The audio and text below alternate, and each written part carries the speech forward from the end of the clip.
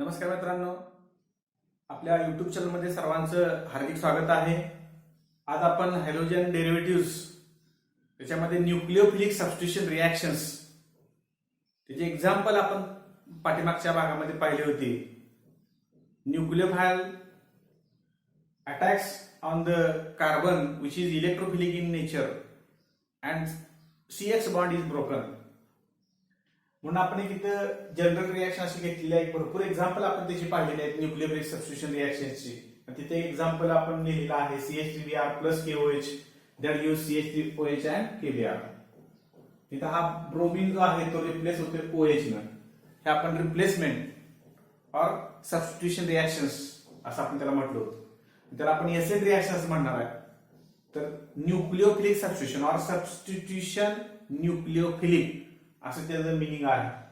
आणि त्याची जी रिॲक्टिव्हिटी ऑर्डर आहे अल्काइल हॅलाइड्स मध्ये, तर ती alkyl halides are more reactive than alkyl bromides which are more reactive than alkyl chlorides, and alkyl chlorides are more reactive than alkyl fluoride. Because if we see the bond between carbon and iodine, carbon and bromine, carbon and chlorine, carbon and fluorine, the CF bond is more stronger than CCl, which is more stronger than CBr, which is more stronger than CI bond. म्हणजे CI bond म्हणजे alkyl group आणि iodine यांच्यामधला जो bond आहे तो weak आहे आणि RF मधला बॉन्ड हा स्ट्रॉंग आहे. आणि हे कशावरती बॉन्ड स्ट्रेंथ अवलंबून आहे हे आपण अगोदर पाहिलेलं आहे. Bond strength depends upon the size of halogen. As the size of halogen increases, bond strength decreases and small amount of energy is required to break this bond. And in the nucleophilic substitution reaction, we have to break these bonds, CX bonds, and formation of a new bond takes place. म्हणून आपण इथे एक general reaction घेतलेली आहे की हा न्यूक्लिओफाइल आणि general alkyl halide आहे की ज्याच्यावरचा जो कार्बन आहे तो कार्बन अल्काइल हॅलाइड मधला, इथं हायड्रोजन असू शकतात किंवा अल्किल ग्रुप आणि दोन हायड्रोजन असू शकतात किंवा तिन्ही अल्किल ग्रुप असू शकतात. म्हणून आपण असं जनरल एक्झाम्पल घेतलेलं आहे टेट्राव्हॅलंट carbon which is bonded to the halogen. And in this case we know that CH bond is a polar covalent bond in which halogen have delta minus charge and carbon have delta positive charge. असं का आहे तर halogen is more electronegative than carbon, hence this bond is a polar covalent bond, and the carbon to which halogen is attached it is electrophilic in nature. हा जो carbon आहे तो कसा आहे इलेक्ट्रोफिलिक.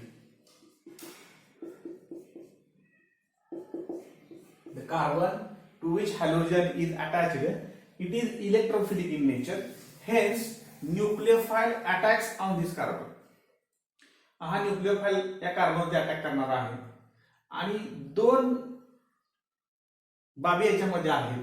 दोन बाबी कुठल्या आहेत तर CH बॉन्ड हा ब्रेक होतोय आणि न्यूक्लिओफाइल आणि कार्बन मध्ये बॉन्ड तयार होतो. म्हणजे हा X जो बॉन्ड CH बॉन्ड जो ब्रेकिंग होणार आहे तो हेटेरोलिटिक मॅनरने ब्रेक होतो. म्हणजे कसा both the electrons of this covalent bond are taken away by halogen. Halogen हा दोन्ही इलेक्ट्रॉन घेऊन जातो म्हणजे त्याला हेटेरोलिटिक फिशन असं म्हटलेलं आहे. Hence, as a result of this, halogen takes away both the electrons of the CX bond, and hence it is known as a leaving group because it leaves with the pair of electrons, and a new bond formation between this nucleophile and carbon takes place.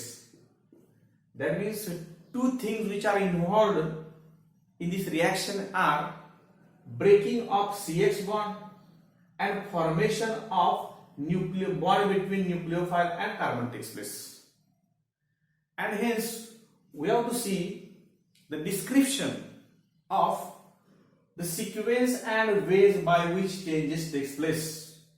म्हणजे हे जे दोन changes आहेत breaking of covalent bond between carbon and halogen and formation of a new bond between nucleophile and that carbon atom. These two processes, how takes place, the description of these two processes and the sequence by which, the way by which these two steps takes place, these two things takes place, it is known as the mechanism of the reaction. Description, complete description about how the old bond between carbon and halogen is broken and a new bond between nucleophile and the carbon atom takes place. These two things described in the mechanism. Hence, complete description of the sequence. Which sequence? Breaking of bond and making of new bond. Breaking of old bond and making of new bond. This is sequence, and there are two ways of this breaking of bond. First, the bond is broken and then the new bond is formed, or both the processes can take place simultaneously. Depending upon these two ways, we have to take two different mechanisms, and these are the SN2 mechanism and SN1 mechanism.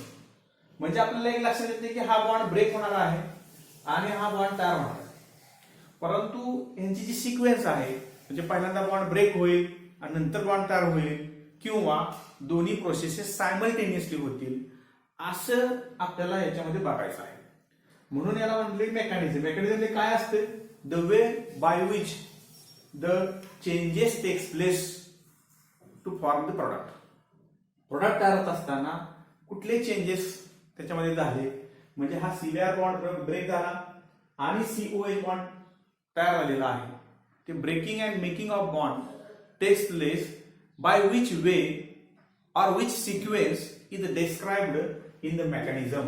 Hence, the complete description of breaking and making of bonds is involved in the mechanism. And by these two ways, we have to classify these nucleophilic substitution reactions into two parts: SN2 reaction and SN1 reaction. आणि पहिल्यांदा आपण SN2 reaction पाहणार आहोत. त्याच्या अगोदर आपल्याला लक्षात असेल की ही रिएक्टिव्हिटी ऑर्डर आहे की alkyl iodide, alkyl bromide, alkyl chloride आणि अल्काइल फ्लोराइड यांच्यामध्ये सर्वात मोर रिएक्टिव्ह कोण आहेत तर अल्काइल आयोडाइड. आणि tertiary is more reactive than secondary which is more reactive than primary. हे सुद्धा आपल्याला त्यांची रिएक्टिव्हिटी ऑर्डर माहित पाहिजे. आणि हा जो ग्रुप आहे एक्स, CX बॉन्ड ब्रेक होतो आणि एक्स कसा ब्रेक, एक्स काय करतो तर heterolytic bond fission, heterolytic bond fission is involved. Heterolytic bond fission ज्यावेळेस होतं त्यावेळेस आयन्स तयार होतात, हे आपल्याला माहित आहे. आणि आयन्स कुठले तयार होतील? X- आणि C+. म्हणजे कार्बनवरती पॉझिटिव्ह चार्ज असेल तर त्याला कार्बोकॅटायन असं म्हणतो आपण.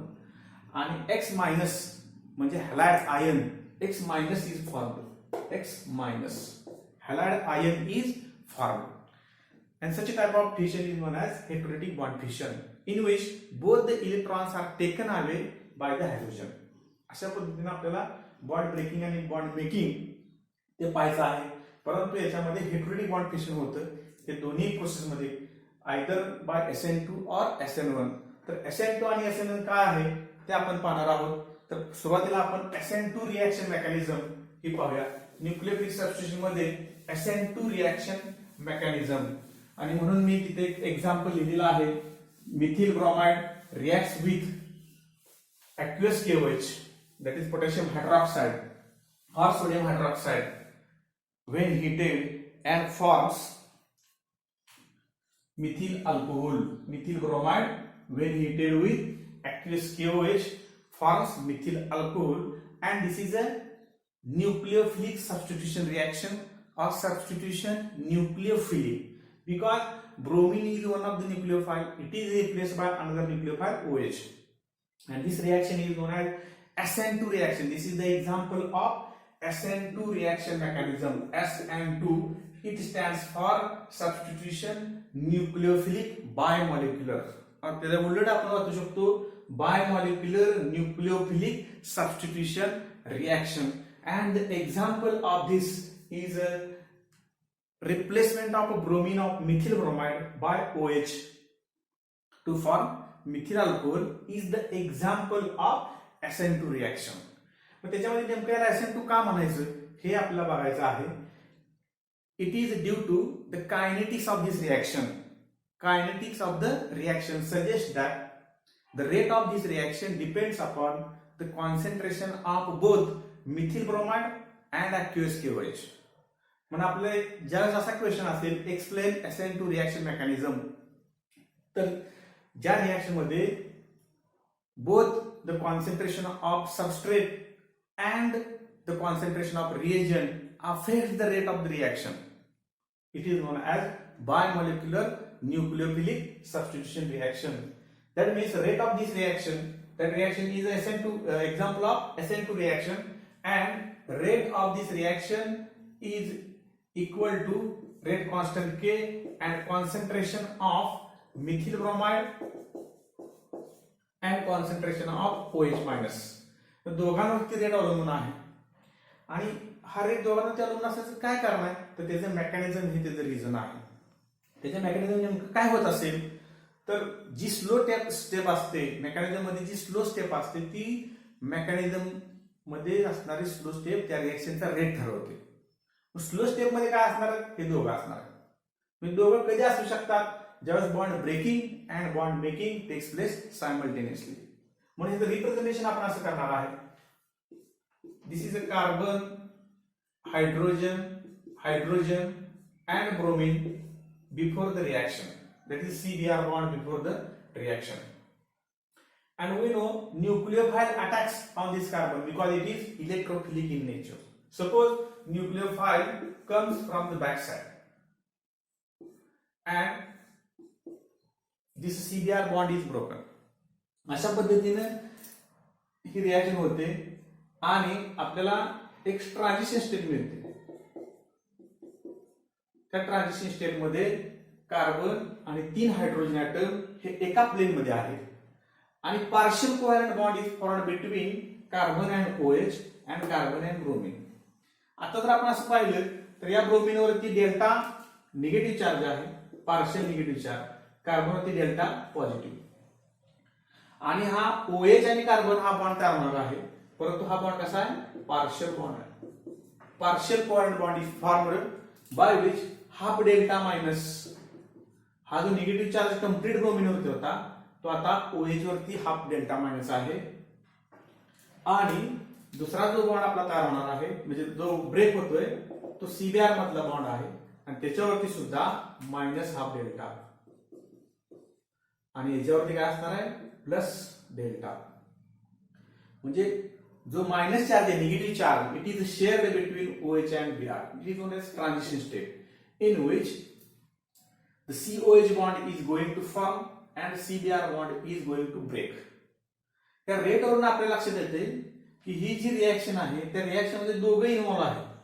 Bond breaking step is always rate determining step because it is a slow step. This step is a slow step because it involves the breaking of bond. And breaking of bond takes place by input of energy.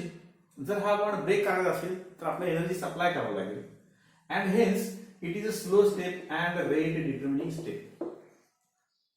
And rate determining step involves both methyl bromide and OH. Hence both the molecules are involved in the rate determination step, and hence it is known as a bimolecular nucleophilic substitution reaction. And the rate of this reaction depends upon both the concentration of OH minus and methyl bromide. म्हणून आपण म्हटलं की rate is directly proportional or equal to concentration of methyl bromide and concentration of OH minus. तर आपण ह्या process मध्ये लक्षात येते आपल्याला की दोन्ही मॉलिक्यूल हे ह्या स्टेप मध्ये इन्व्हॉल्व आहेत, म्हणून या रिएक्शनचा रेट या दोघांवरती अवलंबून आहे. जर रेट डिटर्मिनिंग स्टेप मध्ये हा एकटा असता तर R is equal to K into concentration of methyl bromide असं असतं. म्हणजेच दोघं आहेत म्हणून बायमॉलिक्युलर न्यूक्लिओफिलिक सबस्टिट्यूशन रिएक्शन. आता इथं जे सर्वात महत्त्वाचा पॉईंट जो आहे, bond breaking and bond making steps takes together, that means simultaneously, hence it is a one step mechanism. SN2 is a one step mechanism And if we observe the transition state, it is known as the transition state. It is a penta-coordinate transition state. Penta-coordinate transition state.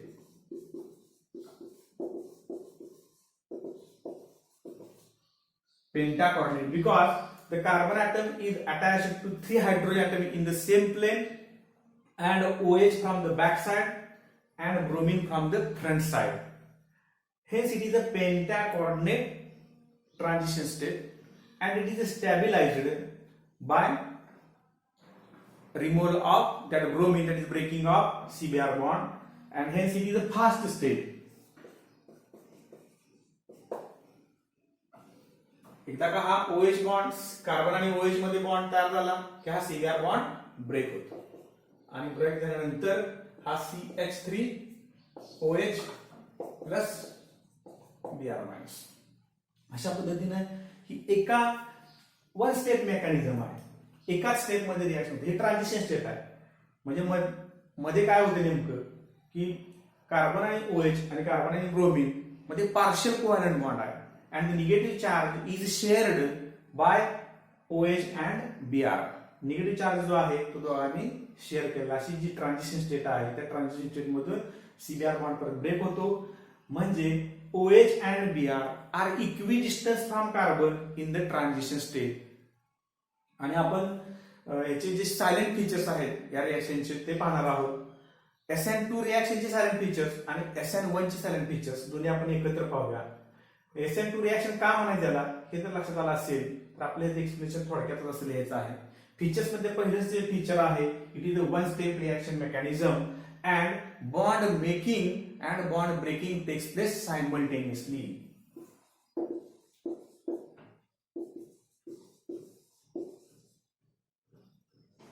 Simultaneous bond breaking in the CBr bond breaking bond breaking and bond formation between nucleophile and carbon takes place simultaneously. Breaking and making takes place simultaneously. Making म्हणजे काय तर हा COH bond तयार होतोय आणि CBr, पण कसं होतंय सायमल्टेनियसली. अतिशय महत्त्वाचं हे स्टेटमेंट आहे. वन स्टेप मेकॅनिझम आहे, simultaneous bond breaking and making आहे. Pentavalent coordinate transition state is formed ते आहे. आणि या ट्रान्झिशन स्टेट मध्ये negative charge is shared by OH minus and Br हे आपण पाहिलं. आणि आणखी एक सर्वात महत्त्वाचं जे फीचर आपल्याला याच्यामध्ये मेन्शन करायचं आहे, if this molecule is and optical active molecule. हा जर ऑप्टिकल ऍक्टिव्ह मॉलिक्यूल असेल किंवा हा कार्बन जर चायरल कार्बन असेल, म्हणजे काय तर 4 different atoms or groups are attached to this carbon atom, then configuration of a carbon changes. That means the configuration of that substance changes if it is optically active. जर हा optically active सबस्टेन्स घेतला